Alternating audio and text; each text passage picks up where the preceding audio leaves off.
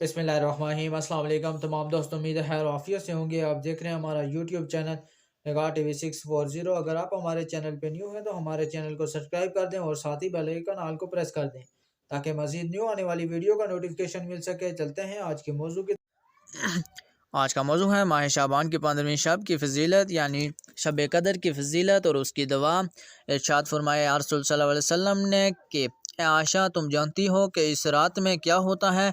अर्ज़ की, या रसूल सल्लल्लाहु अलैहि वसल्लम बताइए इसमें क्या होता है? आप सल्लल्लाहु अलैहि वसल्लम ने फरमाया, इस रात में ये होता है कि आदम अलैहिस्सलाम की औलाद में से जो शख्स इस साल पैदा होगा और जो इस साल में मरेगा उसका मरना और पैदा होना लिखा जाता है, और फरिश्ते इन कामों पर मुकर्रर हैं और इनको इत्तला दी जाती है, और जितना जितना रिज़्क मखलूक को इस बरस में मिलेगा सब लिखा जाता है। और इस 15वीं रात अल्लाह ताला सूरज डूबते ही इस दुनिया के आसमानों पर तशरीफ़ लाते हैं और इरशाद फरमाते हैं कि कोई नेक बंदा ऐसा है जो हमसे बख्शिश मांगे तो हम उसको बख्श दें, कोई रिज़्क मांगे तो हम उसको रिज़्क दें, कोई मुसीबत का मारा दुआ करे तो उसकी मुसीबत दूर करें। इसी तरह सुबह होने तक इरशाद फरमाते हैं, बस बंदों को चाहिए कि इस रात में खूब इबादत करें और अपने गुनाहों की माफ़ी मांगें और 15वीं तारीख को रोज़ा रखें, और अल्लाह ताला इस रात में अपनी मेहरबानी से बेशुमार बंदों को बख्शता है,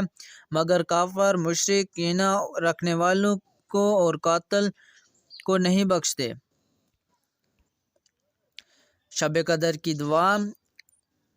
ए अल्लाह, मैंने तेरी खुशनुदी के ज़रिए तेरी नाराज़गी से पनाह मांगता हूँ और तेरी माफ़ी के ज़रिए तेरे गज़ब से पनाह मांगता हूँ, और तुझसे ही पनाह चाहता हूँ। मैं तेरी शान सना बयान नहीं कर सकता, तू ही आप अपनी सना कर सकता है और कोई नहीं। अगर हमारी वीडियो अच्छी लगे तो हमारे चैनल को सब्सक्राइब कर दें। शुक्रिया।